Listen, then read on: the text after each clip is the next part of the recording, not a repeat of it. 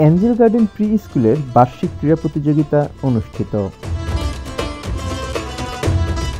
আজ 25শে জানুয়ারি 2025 ইংরেজি রোজ শনিবার অ্যাঞ্জেল গার্ডেন প্রি স্কুলের বার্ষিক ক্রীড়া প্রতিযোগিতা সকাল থেকে দিনব্যাপী অনুষ্ঠিত হয়েছে।